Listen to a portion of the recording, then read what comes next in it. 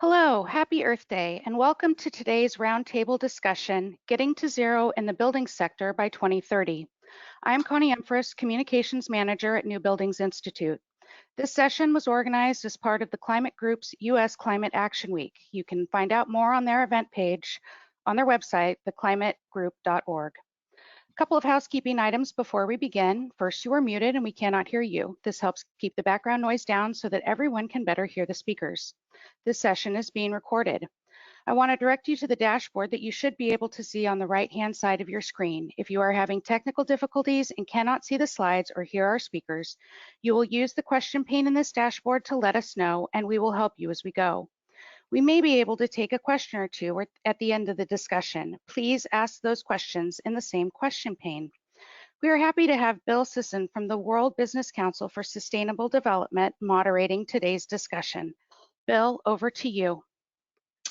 Well, thank you, Connie. Thank you so much for giving me the opportunity to be with this distinguished group of speakers and organizations that are going to help us understand what we as a collective group believe we can do together to address the challenges of getting this built environment sector to net zero.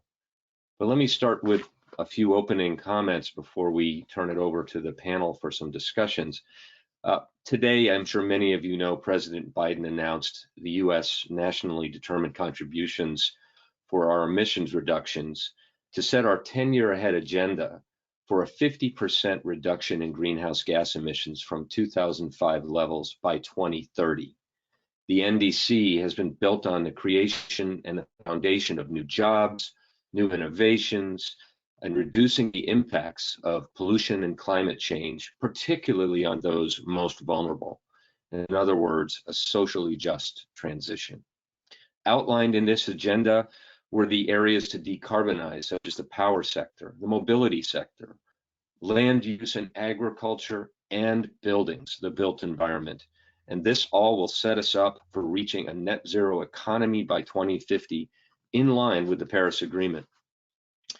For buildings, efficiency and electrification were outlined in the White House fact sheet, specifically mentioning heat pumps and a modernization of energy codes for high-performance buildings in an operational context, but also to use new technologies that reduce emissions associated with construction, albeit the increasing importance of also addressing the embodied carbon in our buildings. And finally, we're in a very important year as we run up to COP26 in Glasgow, where international climate commitments are going to be renewed and strengthened by many countries around the world. The US will be in the spotlight. At COP, buildings will be prominently positioned as a key element of the emissions reductions across all economies. There'll be a buildings pavilion at COP this year to showcase the technologies, the innovations, and the requirements that everyone is going to be taking to drive this agenda. And many are joining the race to zero. So we've assembled this really great group of folks today to help us understand how these intentions can be operationalized and taken up in this complex sector. All the organizations represented here embrace the goal of getting to zero and to use our collective efforts to drive the industry in that direction through progressing codes, policies, financing approaches, innovation, and behavior change to enable market transformation. There's ample evidence we can do this. 2030 is only 8 years away, so we have to feverishly ramp up our momentum. So let's turn now to some of our panelists. I'd like each of you to introduce yourself, and your organization that you're representing today, and just give a brief reaction to the Biden administration's announcement today on our NDCs, and more specifically, how your organizations are going to help us to achieve that ambition. So let me start first with Ralph Danola at the New Buildings Institute. Ralph at NBI, over to you. Thank you, Bill. Thank you so much for hosting this session and moderating, and thank you to our panelists as well for joining. we're excited to have the opportunity to address this, and the announcement today and the summit that is being held by the administration is really putting buildings at the forefront, I think, of climate action. And so we're excited to be here. New Buildings Institute is a nonprofit. We're based in Portland, Oregon, but we work nationally. And we are pushing for better buildings that achieve zero energy, zero carbon, and beyond through our work in research, policy, design guidance, and market transformation to protect people and the planet. So happy Earth Day to everyone. We're really excited to have this session. And I wanted to speak specifically about buildings and the role that they play. So this commitment to a 50% reduction in emissions by 2030, we recognize that buildings are key. They're responsible for about 40% of carbon emissions globally. In cities, about 60 to 80% of carbon emissions. Buildings use about 3/4 of the power that we generate, and we all spend about 90% of our time indoors. And so we really have to focus on buildings to address climate and equity, affordability, health, and resilience. So we have this framework called the 5 Foundations for Zero Carbon Building Policy. And as Bill mentioned earlier, a focus on energy efficiency with renewable energy, importantly, grid integration and storage and electric vehicle integration, and then looking at decarbonization and electrification, and thinking about other greenhouse gas life cycle impacts, including embodied carbon and refrigerants. So as we move towards all electric buildings, we have to be thinking about the renovation of existing buildings, weatherization, and the integration of high performance heat pumps, both for space heating and cooling and water heating. And those will help us address this, this challenge that we have to decarbonize the building sector. And so we believe that buildings can achieve zero carbon by 2030. And maybe the next slide, please. So we actually have a code in place now, the 2021 IECC, a energy code that can be adopted by jurisdictions today. And we've developed a decarbonization overlay for that code that can help jurisdictions to get on a path to zero through their code. And there are also 2 appendices that can be used to get to zero in residential and commercial through the IECC. So, so I know there's a lot of other discussion we'll have in this session, but I just wanted to kind of tee that up, and just to say that we are certainly aligned with the goals of the administration, and that we feel like we've got the tools and resources to make this happen today and certainly by 2030. Thank you. Thanks, Ralph. Thank you for that, and for bringing really 2 essential ingredients of the discussion today.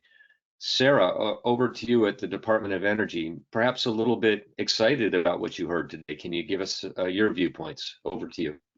Thanks so much, Bill, and for having me today. So I'm a senior advisor at the Department of Energy, specifically in the Building Technologies Office. And we have obviously been in the energy and climate game for some time now in our office, but are really supercharged by the some of the really aggressive and ambitious and exciting goals laid forth. And really our priorities are around 3 main things right now. Climate, obviously, as we're here discussing, but also really importantly, the equity aspect of how we get there and how we can create jobs and share some of the benefits through that transition. And so we are very busy, you know, using all of our brains and our dollars and the resources that we have available, figuring out some of the strongest and most promising pathways to achieve those 3 goals. So we do a lot of research and development at DOE around specific building technologies, both how to advance them in their performance and also how to drive down costs, which we know is very important.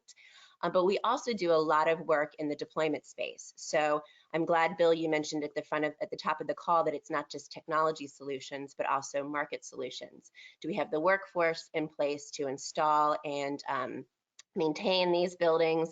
Do we have financing mechanisms available that people can afford them? Do we have the data infrastructure that's going to give decision makers the information they need to make the best decisions? And how do we do this in a way that recognizes that buildings are not just sources of emissions, but they're also places that people work and live and worship and learn? And so how do we do it in a way that makes it easy? And so we are continuing to look to where are the solutions coming from and how can we play a role as the Department of Energy to scale those. So there's a couple of initiatives underway that I'll mention very quickly. One is called the Advanced Building Construction Initiative, and that's really looking at how do we enhance the productivity and innovation in the construction sector, both for new buildings and for existing buildings, so that we are retrofitting and building them in a way that is less intrusive, that is affordable, and is using some of the most advanced technologies to really drive down the cost and build better buildings. The other initiative I'll mention quickly is around connected communities. And that's really how do we look at the building as an integration point for distributed energy resources like renewable energy production, electric vehicle infrastructure, as well as grid integration. And we see there's a lot of opportunity to look at the multi-building scale to really how do we integrate across those energy technologies to serve the grid, to make sure that we're enabling renewable energy to be imported in the grid, and while maintaining reliability and also improving efficiency and resiliency. So it's all hands on deck here. We're very excited. I can only imagine how busy the Department of Energy is these days at trying to get its arms around this very fast-moving, necessarily fast-moving subject. Thank you, Sarah. Drew, ASHRAE, fantastic, well-known organization around the world, doing some really great work on standard setting. What's your views on what you heard today? Introduce yourself and let us know what you're thinking. Sure. Well, ASHRAE is a world-wide organization, and thank you, Bill, for introducing us. We've been around for a long time, but we focus on research and standards, but we also serve the membership and worldwide for that. Next slide, please. We have been involved in standards and research for more than 60 years. Our standards are some of the basis for codes around the world, including our 90.1, 90.2, as well as some of our energy efficiency in existing buildings, our thermal comfort standards, and also the ventilation for acceptable indoor air quality. So we have the expertise and have been dealing with that. Next slide, please. We've also been working with many of the organizations represented here on going further, trying to go on to green buildings and being the baseline for that. Our standard 189 is the core technical part of the IGCC and has been for a number of years. Also been looking at other building types. So let's go on to the next slide, please. We've had been looking at a series of what we call advanced energy design guides for more than the last decade, but 3 years ago we started producing, with the assistance of the Department of Energy, zero energy design guides. And these are first to demonstrate that it's possible. Now it's focusing on zero energy, not just decarbonization, but providing direction and construction for all climate zones. So it's not just the easy ones that people have been doing, and trying to make sure that, financially feasible and measurable. And I think that's kind of the critical. The multifamily building guide is complete. It's in progress right now, and we are working on more. So the idea here is to give easy to use guidance for designers and other people involved in the industry. So if you'll go to the next slide, please. 2 new major efforts are underway. We've got a draft standard, sorry, not 209, it's 228. It's a new standard that started out with the idea of how are we going to measure and make sure that we are achieving zero net energy, but net carbon quickly became an important part of that. That document's out for public review until May 17th. And so if you're interested, you can go to the ASHRAE website and download a copy of that. Just 2 months ago, ASHRAE formed a task force for building decarbonization, looking for how we can address issues of that throughout the society, but also within supporting the public as we do. And so that's just underway. I'm leading the research and knowledge information hub on that. So we feel like we've got a good baseline on where we can go, and we look forward to working with the organizations that we have been working with as we move forward with this. Thank you, Drew. Really incredibly important organization to be guiding the guiding light for how the industry needs to develop its appropriate methodologies and practices using standard reference to actually achieve what we're being asked to achieve now with these announcements today. Let me turn it now over to Martha at ULI. Martha, maybe a little bit more about you and your organization and who your members are, and then your thoughts about what your members might be thinking about today's announcement. Over to you, Martha. Absolutely, thanks, Bill. Hi, everyone. My name is Marta Shantz. I'm the Senior Vice President with the Urban Land Institute's Greenprint Center for Building Performance. For those who aren't familiar with ULI, we are a real estate industry group with over 45,000 individual members across the globe, with the mission to shape the future of the built environment for transformative impact in communities worldwide. So really, we just want to make communities as good and thoughtful as possible. So Greenprint, which is part of ULI's research arm, is focused on climate mitigation. We make the business case for green buildings by tying the reductions in carbon to increases in asset value. And in addition to our research work, ULI Greenprint includes a community of real estate owners, investors, and developers who are very much committed to improving the environmental performance of their own portfolios in the building sector worldwide. And we have goals that these members commit to: 50% carbon emissions reductions by 2030, which aligns quite nicely with Biden's announcement this morning, as well as a goal to achieve net zero carbon operations by 2050. And so what we're seeing from the real estate sector, Bill, is that regulations are coming. We've been seeing it for years. Real estate knows that. We've been seeing it happen at the local level across the country. Washington, D.C. has a net zero building code plan coming up. California's had it on the books for a while, and it continues to grow. And now with Biden's commitment so clearly stating, I think it's very clear to see potential for those similar type of regulations at the national level too.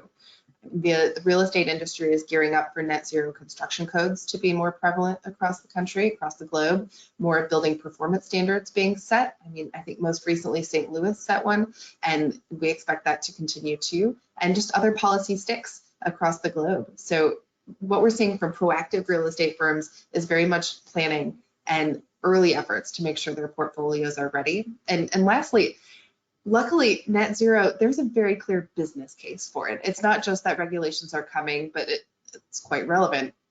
It's that there is, number one, a financial business case for going net zero.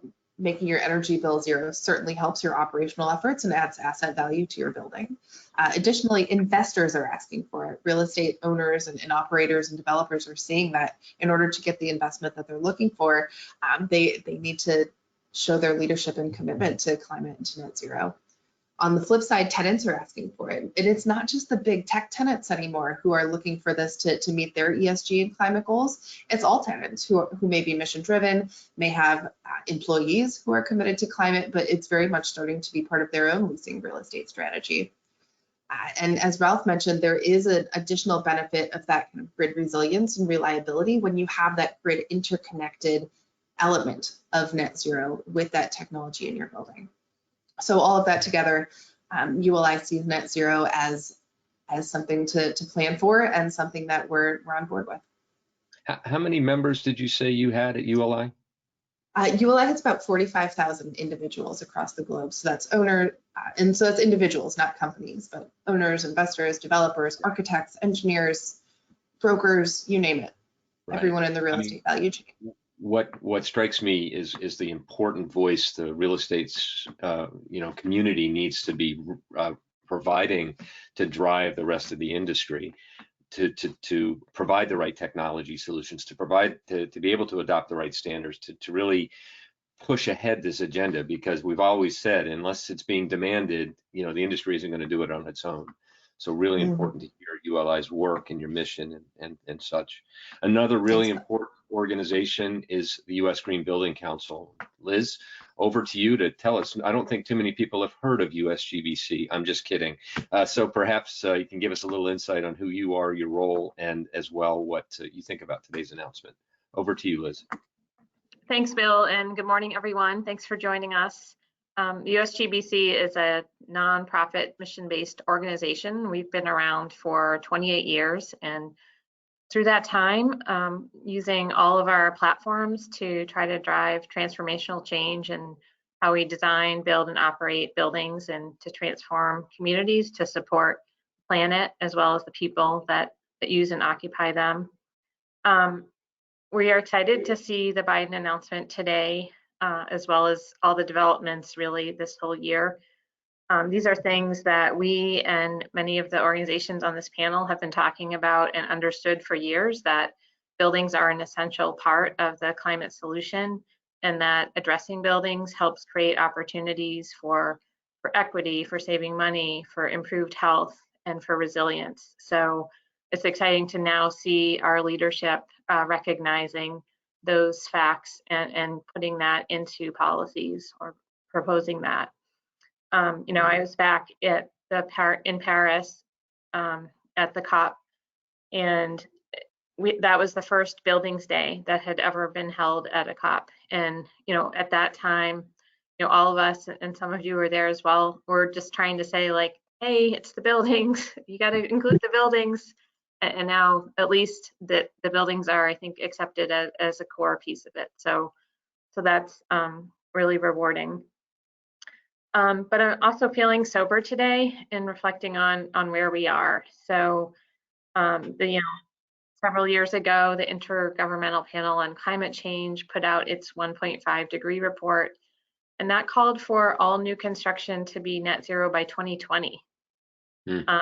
And we all know that is possible, that we have examples. We have our LEED Zero program, and we're seeing more and more certifications there. We have NBI's list, we have the Advanced Energy Design Guides, but these are still the exception, and they need to become the rule. So I think that's the challenge that we're all facing and trying to come to terms with. And then, of course, existing buildings, that report called for developed countries like the US to double the rate of deep renovations. That's also a huge business opportunity. So I think we can do it. I think the policies that we're seeing from the administration and developing in Congress can have a transformative effect. I think that we're seeing more carrots than sticks right now, and I think that may be needed at this moment in time to get it going. And the states and cities are sort of following up with being more bold on some of the regulatory side. So I do think we're at a turning point. I'm hoping that's the case, and look forward to this discussion. So thank you. Thank you, Liz. I think you've been around, you said, for 28 years as an organization, and I think that USGBC really established kind of the voluntary mechanisms in the early days that drove this important agenda of driving buildings to be better performing, and putting a market sort of factor in the way you created the structure of the Green Building Council. So stay with us, and I'm sure there's plenty more work we can collectively do. These organizations that were just introduced to us have really been in this game for a while. But I think what's more important is how the industry itself is responding, and has been responding, frankly, over time. And Scott, too, you're our sort of sole industry representative today, and not really to put you on the spot to talk about the entirety of the entire building sector industry, but perhaps obviously introduce Trane Technologies for those that aren't familiar with the organization, but also your views on what you heard today. Scott, over to you. Yeah, thanks, Bill. Thanks for facilitating, and thanks for the opportunity. Also, thanks for the diversity of this panel. As you just mentioned, that was one of my thoughts as we were sitting here is that what we have here is exactly what has been we've needed all along, which is all the actors in the economy across the nation in the same room at the same table talking about the same thing. All of us can remember not too long ago, no one knew what the word decarbonization meant. It's very long words, I'm not sure many still know, we all know, and now's our moment. I mean, today I'm really excited. Happy Earth Day to everyone who's joined us for the discussion. It's happy for a lot of reasons. It's happy for the reason Bill just mentioned. All of us seem to be back at the table. Thank goodness. I mean, I was really delighted by the administration's note today of several fronts. One is that things are very slow unless there are some government signals. We need signals, and we need signals that are serious, and we need signals hopefully that will have teeth behind them, funding behind them, and that point us in the right direction. What we read today and what we've seen, it certainly seems like the framework is there for the right direction. I'm excited about it. But more than that, I'm just excited that government is once again taking action, because the markets will transform when the right signals occur. Everyone on this panel today are very important for sending the right signals. Ralph and his team about what's possible, those 5 pillars that he mentioned, that helps us all understand what the possibilities are. And of course, Sarah and the important work of DOE, who can help fund sort of things that maybe would not get funded to prove out the usefulness or the value, but that's a great role for DOE. And of course, everyone else on this call who has a stake in this. It's going to be very important that now we send our own signals.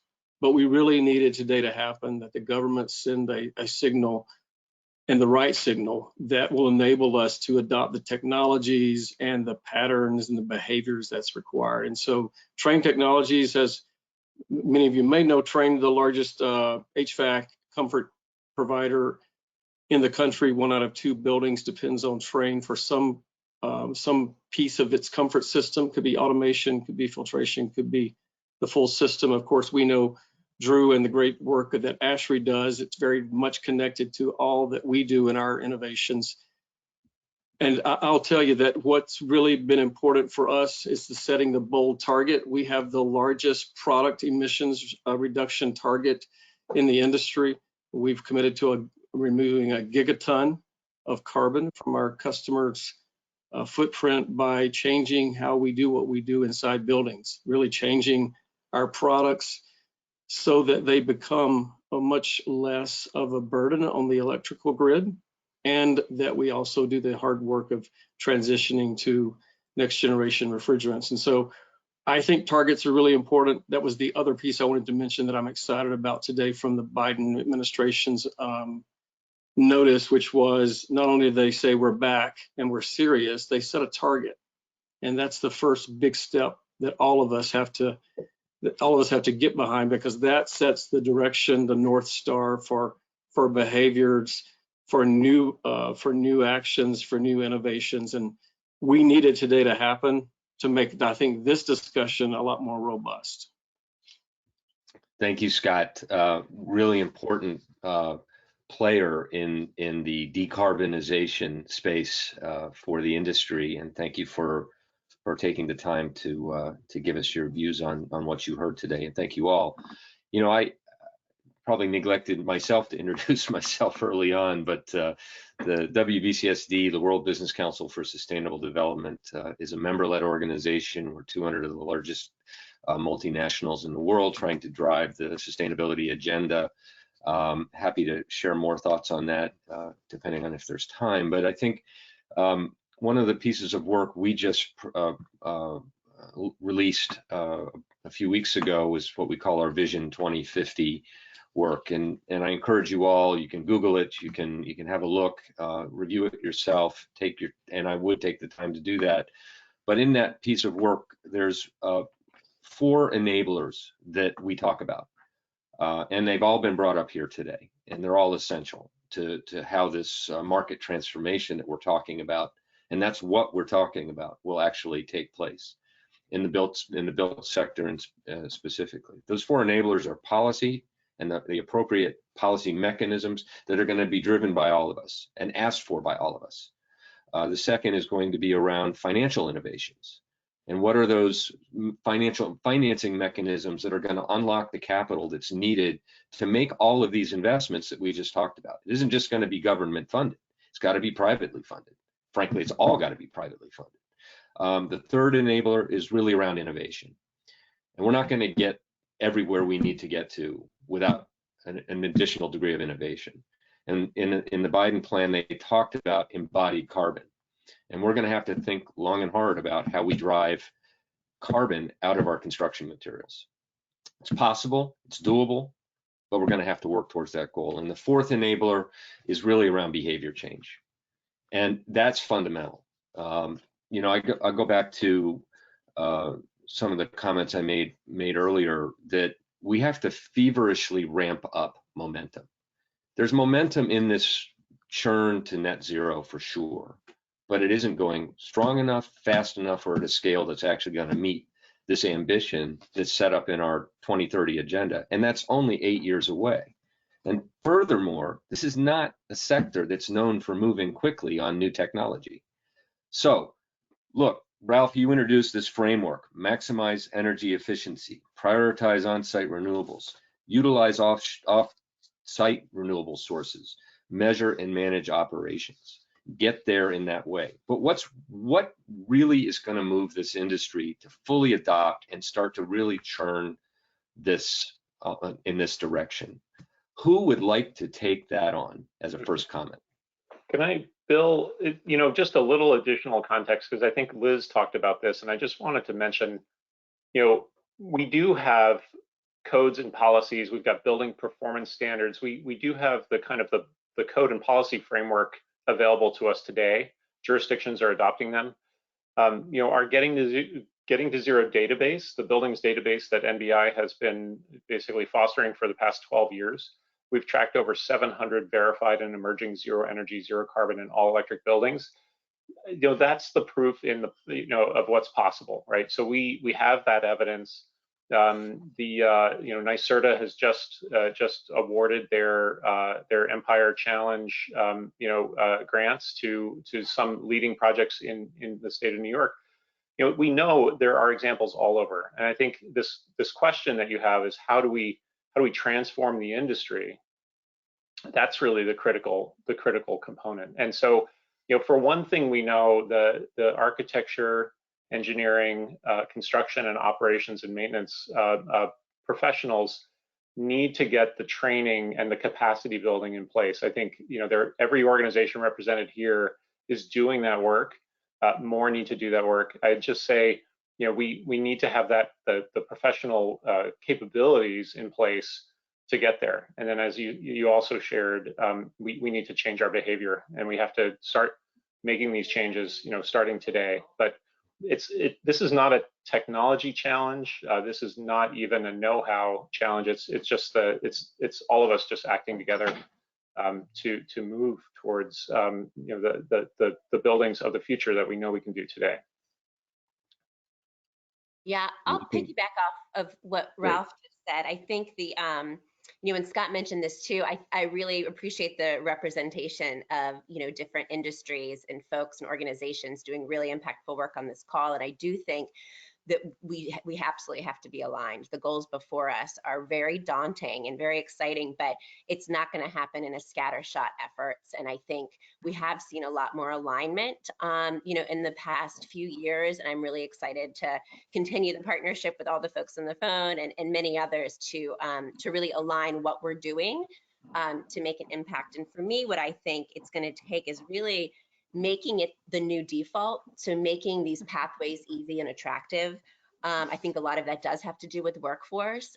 Behavior change is very difficult. I mean, I sometimes will look at public health impacts. Like, we know what you're supposed to do for public health, right? Like, people know what the solutions to obesity or, you know, different things are, but behavior change is really hard. And I think the more we can do to make those pathways attractive and easy, and you know, we need like an Amazon Prime for this kind of thing. Like, is there like how do we align this so that this is kind of the default? And I think building codes is a big part of that. I think having the workforce that is capable of this stuff and that architects that design and engineers that design to net zero as just their standard of practice, construction firms, contractors that can build, technology companies like Train that create the technologies that are ultra efficient, as just a normal course of business is where we need to go. Fantastic. Hey, Liz, I see you raise your hand. It's perfect because we must have mind melded, because I was going to go right to you. USGBC, you started the green building movement, and I'm guessing, Rick Fedrizzi and the vision of all the early sort of inventors of this movement, we're dealing with some of these similar questions. Do we have a workforce that can do this? Your comments, please, over to you. Yeah, thanks, Phil. And I was going to add to what Ralph and Sarah said. I think everyone has a role. So, for example, real estate, if they are serious about climate and making commitments, well, they can have a policy where every new construction major rehab project, there has to be a calculation of net zero energy or net zero carbon costs and benefits. So that is identified at the beginning, and they can decide whether they're going to do that or not. So there's this idea of life cycle costs and benefits, I think, is one thing that we've really tried to promote with the LEED system and throughout our education platform as well. And we're seeing more of that, but it's still not done by a lot of people. People are still, the sort of average, the non-green builders or non-high performance owners are still focused on first cost. We just did a survey related to federal tax incentives for efficient buildings, and the average time frame for an efficiency payback that was identified in the survey, and this is like opted in from our members, which is kind of shocking, was like 5 years. So this behavior change issue is really huge, and I think everyone in the chain, so engineers need to say, like, hey, you asked for a code building, but we're going to do the math for you and show you why you should really consider net zero. And then the owners and the developers need to say, like, we want this on all our projects, and do it wherever they can, and so on. And all of the manufacturers do a lot on this already, but sort of promoting that life cycle view. And I think we all use our talking points. There's like so many other benefits for resilience and health, and whatever it is that the decider is focused on, kind of helping them see that longer view. Right. You talked about decisions today kind of being driven still by first cost, but something, there is a price on carbon. So there's a carbon cost as part of the first cost that everyone's going to have to start to embrace. And one of the things we were asked by our members to produce was a framework around how to better account for carbon transactions, whether it's those transactions that are being invested or made on operational carbon, or whether those transactions are being made on embodied carbon. So this framework is out there. It's part of our vernacular, if you will. But I think once we can start to move the conversation from first dollar cost to first carbon cost, things will start to be better accounted, and better decisions will be made to get to the results we're trying to achieve here. Just practices across the industry. Marta, you talked about your members seeing the real business case for this, for being net zero. Investors are asking more for this. Tenants are asking more for this. Why isn't this just like, as Sarah said, the new default? Why? Over to you. Well, I think it was mentioned before, change is hard. Real estate's a slow industry. The whole building sector is slow, right? Part of that is just because once a building is built, it's around for 50 plus years. The change is slow just based on the pace of construction and the challenges in retrofits of existing buildings compared to business as usual. It takes a real culture change to get folks to accept and understand the business cases there. It takes a real culture change to make this all hands on deck type of effort. It's not just the architects who should be pushing this. As Liz mentioned, it's the owners and developers who should be asking for it. It's not just the suppliers who should include all sorts of environmental specifications with their products. It should be the folks who are speccing it to ask for it in their RFPs. So when everyone comes at this from all angles, it really does hasten the process. And ultimately, we just need scale. I mean, what our real estate Greenprint members are doing for their net zero goal is looking at it at a portfolio perspective, because one building at a time is good, but a whole portfolio at a time is more. And as I think, Bill, you mentioned, we've got 8 years to 2030. Like we need to move. And so anything we can do to scale and find ways to hit more buildings to reach net zero sooner or closer to it is what we need to be working on. So implementing energy efficiency solutions portfolio-wide, securing renewable energy deals to cover an entire portfolio's usage, thinking about not just kind of one-off opportunities, but ways to take solutions that exist now and scale them is what we're really focused on. Right. Scott, you and I, we talk about the nemesis of trade-offs. Maybe that's on your mind right now, but Yeah, really, it is. Go ahead, over to you. I just think that we're up against the same thing we've been up against in the past. We have to overcome it this time. There's always this hesitancy of being a first mover, and we need to lose that. I mean, it was Liz and USGBC that probably helped teach the world years ago about thinking about a building's overall performance, and that was really important. But the things that Marta just mentioned and some others have mentioned around how do we get there, we will get there when we begin to embrace what gets us there. You know, many of us are still riding horses, and there are vehicles available, and you know, we're in that same, I think we're in that same period of transition, and there's this hesitancy to give up the horse. Existing buildings are the greatest opportunity and actually must be addressed for us to get to the future that we all envision. And many times we avoid it because it's such a problem. It's hard to upgrade a building. It can be costly. And you know, all the things that need to be optimized must be optimized, and much of the optimization will come in many areas. It will come from some new technologies, things like heat pumps that was mentioned in the Biden announcement today. There's still so many myths about heat pumps, and I'm talking specifically personally from a company that manufactures commercial heat pumps that can replace fossil fuel burning boilers in buildings with a much smaller footprint and can be 400+% more efficient than what's replaced. It's got no trade-offs, to use your word, Bill. There are no trade-offs. The ROI works, to Sarah's point, but we find a lot of reluctance around embracing a new way of doing something. And, you know, we can all give our own examples, but Bill, we have to get past the whole reluctance piece. And I'm not sure how we do that, but, you know, the people in this call, all of us have part of the solution. Yeah, we're not just doing this because we thought it would be great to do an event about buildings during Climate Week. This group of organizations meets every week or every other week. We call it the Collective Impact Group, with the New Buildings Institute having set us up to do that. We've got to keep this conversation going, and I think, you know, given what we heard today, it's become more important than ever for us to try to address some of the issues we're talking about.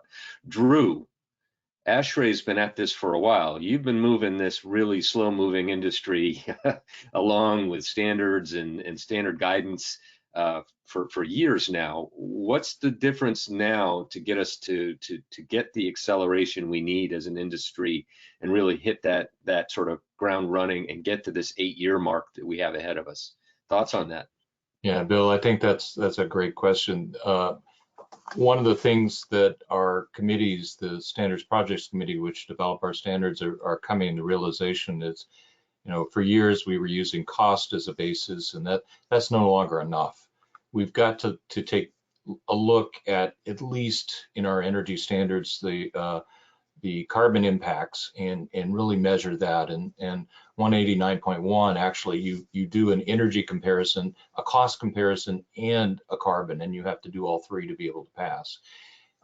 With our new task force, we're looking at the embedded carbon issue, and that's really a key thing. I also want to follow up on things that Sarah and Liz and Ralph all said. Over my career, I've watched, nobody wants to be first. And until we have examples of buildings that are in your neighborhood that don't look that different, that are not that odd, but that are operating at this goal. And by the way, they didn't cost any more. And it's there's that opportunity. I was at a green building conference in Brazil a couple of years ago, and a designer down there has found a way to convince people that it's actually cheaper to build a zero energy building than a code compliant one. And he's doing it, and they're operating down there, and it's kind of an amazing change.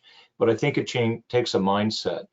You know, as Sarah and Liz and Marta all said, it's a very risk averse industry, and we don't really want to make change. It's safer not to. But so we need to have people out there leading and showing what can be done.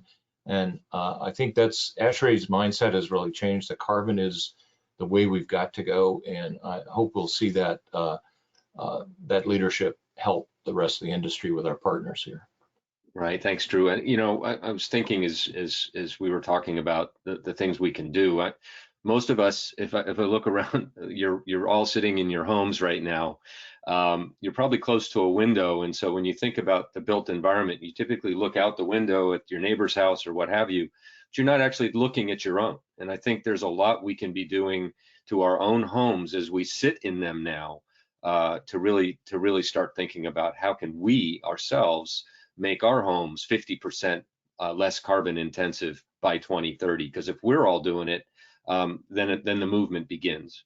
And so I would encourage everyone that's listening to this this seminar today, as well as those that may be picking it up on a recorded version, start to take action on what you can control yourself. Don't expect others to do it before you. Let me pivot the conversation because we've got 15 minutes left. We've heard kind of this structured conversation around climate, around job creation. We've briefly touched on health. I know, Scott, you probably talk more about health factors when it comes to the type of technologies you provide. But what about the equity part? We all talked about social equity as important in the context of this net zero agenda. So what is it about net zero buildings that can impact social equity? Marta, great to have you raise your hand. Over to you. Yeah, so I think for all of us on this webinar and likely our listeners, we know it's well proven that climate change is disproportionately affecting communities of color. That is what we're facing, and that's why equity is so important to keep in mind as we work on this journey to zero, this race to zero for the building sector. It's not just those who can afford to build with slightly higher upfront costs. It's not just those who can afford to retrofit their buildings with funds they have on hand. It's everyone who needs to be a part of this. I mean, folks are feeling the energy burden when so much of their income is spent on utilities. And all of this comes to say that net zero buildings are a fantastic solution for that, right? There's no utility bill, which eases that energy burden that so many are facing. And the buildings themselves are more energy efficient and they're more comfortable, as Scott, I think, was talking about, like with just better HVAC systems, with more thoughtful, efficient systems, you have a healthier space to live in, which is also so valuable for the occupants in those spaces where the communities are currently most affected. So from ULI's side of things, we're trying to be really intentional about climate justice and environmental justice as we think through net zero and how we can work with all communities, not just those big financial players. Fantastic. Anyone else want to jump on? Liz, over to you. Well, as we're seeing some specific proposals taking shape in Congress right now for federal investment in climate and buildings, it is exciting to see there is a real thoughtful approach to equity. So one example is with schools. We know that in the US, most school construction and update and maintenance is funded by local property taxes. So there's sort of this built-in disproportionate level of investment or disinvestment in school facilities and current condition. So with some proposals in Congress with the Reopen and Rebuild America's Schools Act, as well as the Renew America's Schools Act, there's some different proposals that really do focus on the neediest school districts and the worst conditioned schools and trying to improve them, including their energy systems, their air quality and ventilation systems, and overall the degree to which they can offer a healthy school for students and teachers. So that's one example. We're also seeing connections between the possibilities for public facilities to offer their local communities potential like resilient centers. That's showing up in a number of bills. So there's really a lot of opportunity. And then on the housing side, unfortunately, there can still be a false sense of, it's either quantity or quality, and we're definitely trying really hard to convince people that it's not a choice. We need both. We need more affordable housing, and it can be very highly efficient, high quality, and resilient housing. So I think we're making progress on that. Fantastic. Sarah, to you. And I'll just add quickly, and I'm so glad, Liz, I was going to mention the schools work, and I think that's a really impactful place. And as a mom of 2 little kids, you think about lots of kids spend their days in schools. And so I think that's a great pathway. I guess the other thing I would share is certainly weatherization. So, Biden's infrastructure plan has a goal to weatherize 2 million homes over the next 4 years. So that's really improving the energy bills, but also the quality and comfort of those homes. That hopefully we can get done. And the other piece I just like to talk about is just when you think more broadly about benefits, is really making the clean energy economy a more inclusive place too, so that people can see their role in that. So in addition to reduced energy bills and some of the outputs of that, making more jobs and making folks, whether it's more jobs in, the building sector and the, clean energy sector, or also just in terms of a part of the energy production. So community solar, how can you be part of an energy generation as well as energy consumption? And so I think if we can demonstrate some of those places in a clean energy economy and find pathways for additional folks to come in, there's really a lot of benefits to be shared too that have traditionally not been as widespread as enjoyed and as widespread of a nature as I think we'd like to see. No, the community aspect of this is so important. I think just to create those movements is critical. And, Liz, my daughter is a teacher in an underprivileged community. And, I can tell you that every dollar that's spent on energy is a dollar that doesn't go towards helping the kids learn and teach in an effective way. So to your point, social equity and net zero hugely linked when it comes to our education system. And boy, if we could just shave those dollars off what we're spending on utilities and make them put them to work for educating our children, it's a self-fulfilling winning prophecy. So let's see who had their hand up.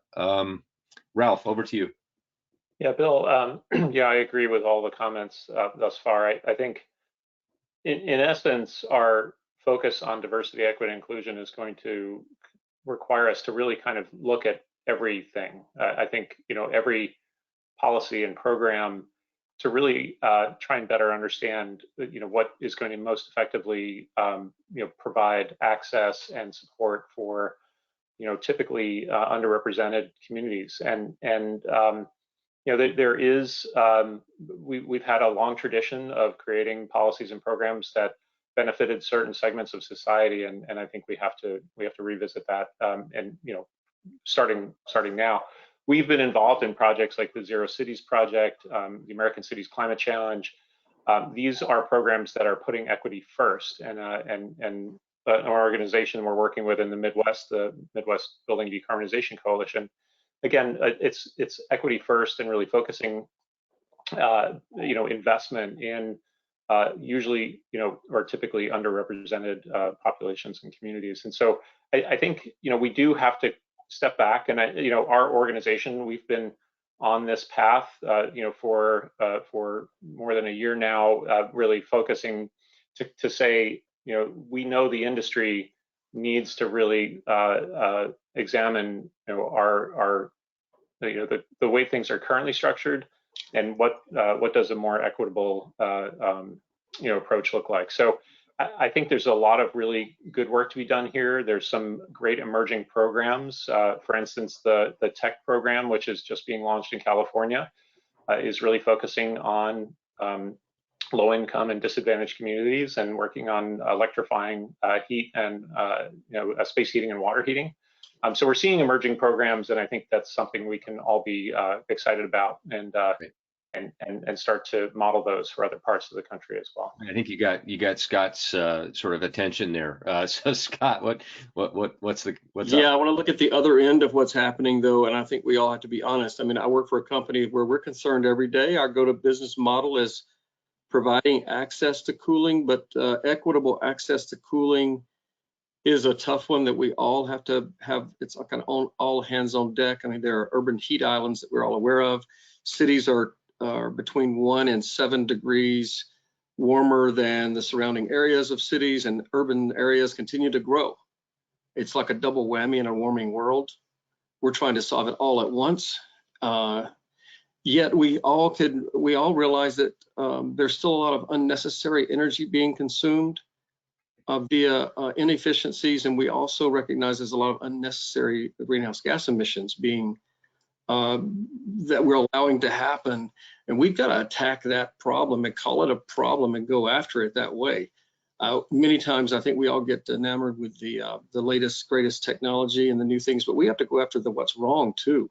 And I know that's what we're all focused on. I think we also have to be the ones in the background saying, let's not forget to fix what's already broken before we go too far trying to develop all the new and include all the new innovations. We won't provide that equitable access to things like cooling in buildings in the future until we begin to understand how we reduce the wasted energy that's happening today. That's right. Well, we have 5 minutes left, 4 actually, but I know, look, this is a point in time where 8 years from now, we'll hopefully be looking back and say, we got it right. But in order to achieve that, it's going to have to be measured. It's going to have to be balanced. It's going to have to be driven by results and performance. But I know there's some of us in the audience, some of us thinking, yeah, this is just a bunch of greenwashing. So it can't be, it cannot be. We have to be on top of this topic and this issue and be driven as a collective group of organizations so that we push away the greenwash context. But Martha, maybe you have some thoughts on this from the ULI perspective. Yeah, thanks, Bill. So maybe 10 years ago, people were saying that greenwashing is when you say you recycle, but you don't, right? Kind of small peanuts compared to net zero of today. And so today we're having all sorts of corporations and real estate firms and really big leaders say that they have net zero commitments or that they've reached net zero for their portfolio or company. And then not all of them are explaining what that means. And that transparency, as you were saying, Bill, that data behind it is so critical because everyone's definition of net zero is slightly different. I think the 228 is going to be really helpful in that. Certifications as well. I think there's a LEED Zero, for example, will help have some third-party verification of what net zero is and what it means. But otherwise, we need to make sure that companies and buildings and everyone in the industry is clarifying: is tenant usage included, or is this whole building net zero? Does this include embodied carbon? Can a building be net zero if there's natural gas still? Like how does electrification play in? What offsets count? Are some offsets better than others? And so all of these questions are starting to come in to be much more important as we're talking about this serious 8-year time window that we have to make an impact. So we're very much focused on making sure that the transparency and certainty in commitments and statements is clear. Right, that's fantastic. You know, we haven't talked so much about the financial markets aspect of this, but we're doing some work in that regard with the financial sector and members of our organization. You know, the financial sector is a really good way of weeding out those that aren't performing to the financial requirements that they've signed up to. So I think part of the answer is going to lie in how the finance and investor community are going to step into this and be holding all owners, occupiers, and decision makers accountable to the performance results we're driving towards. So with that kind of as a closing opportunity, I really want to thank everyone here, starting with you, Sarah, for joining from DOE, Drew from ASHRAE, Liz, USGBC, great organization, Marta, ULI, Scott, thank you for the industry perspectives from Train. Of course, Ralph Danola, who had to drop off the call, but Ralph is a wonderful representative of the whole picture we're trying to create here at NBI. So thank you all for joining, for taking the time to listen to us if you're in the audience.